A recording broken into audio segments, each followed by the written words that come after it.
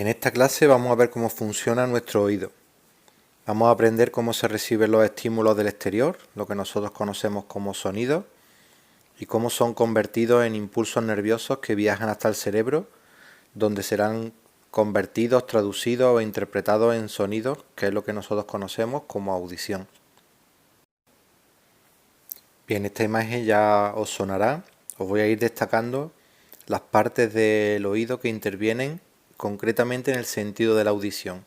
Veis que no señalo todas las partes, solo las que van a participar en convertir los sonidos que recibimos del exterior en señales o impulsos eléctricos o impulsos nerviosos que van a ir a través del nervio auditivo hasta la región del cerebro que se encarga de convertirlos en sonidos. El primer protagonista de todo el proceso es el tímpano. Ahí tenéis una imagen real de un tímpano, que es básicamente una membrana tremendamente fina que tiene la propiedad de poder vibrar cuando recibe los sonidos del exterior. Aquí lo vais a ver un poco más en acción. Veis que las ondas o los sonidos del exterior llegan hasta el tímpano y provocan que éste vibre. Ahora después vamos a ver cómo se transmite esa vibración, pero ese es el primer paso. El tímpano vibra con los sonidos del exterior. ¿Qué ocurre a continuación? Bueno, pues a continuación están los famosos huesecillos que forman parte del oído, que son los huesos más pequeños del cuerpo, que lo que hacen es transmitir esa vibración desde el tímpano al órgano del oído interno que se llama cóclea, como lo tenéis ahí. La cóclea, como representa aquí en estas imágenes, está llena de una sustancia, un líquido, que se llama endolinfa. Y dentro de esa cóclea, por todas las paredes de esa cóclea, están las células nerviosas. Si cuando vimos la visión vimos que las células nerviosas eran conos o bastones, y ese era el nombre concreto, en el caso del oído, esas células nerviosas se llaman células ciliadas.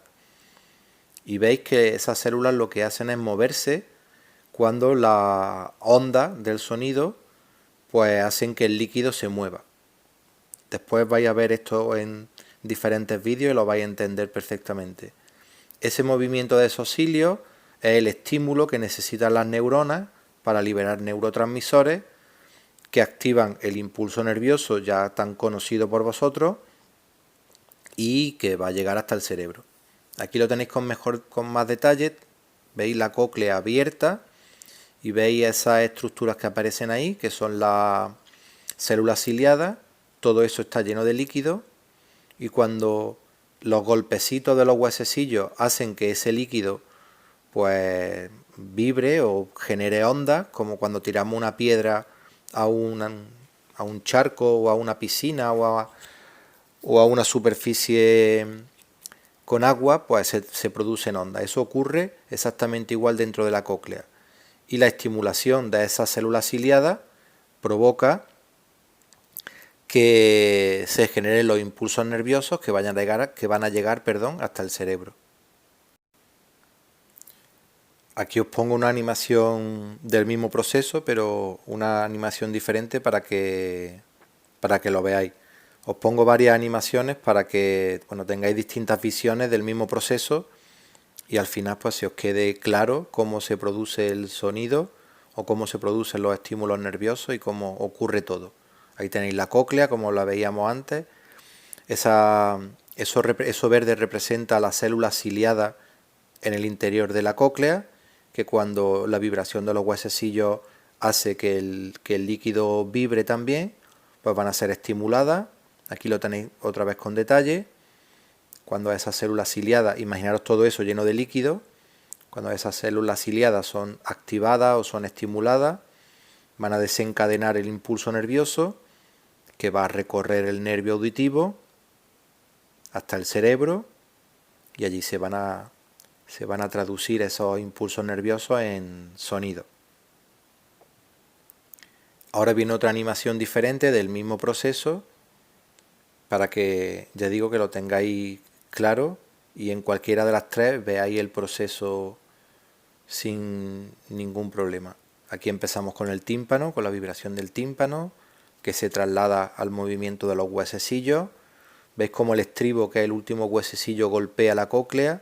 Eso produce ondas en el líquido que hay dentro de la cóclea. Esas ondas van a hacer que se estimulen o que se muevan las células ciliadas, lo tenéis ahí, y el movimiento de esas células ciliadas va a desencadenar la liberación de neurotransmisores, la activación del impulso nervioso y el viaje de esas señales nerviosas a través del nervio auditivo hasta el cerebro. ¿Vale? Ahí tenéis el camino por el nervio auditivo.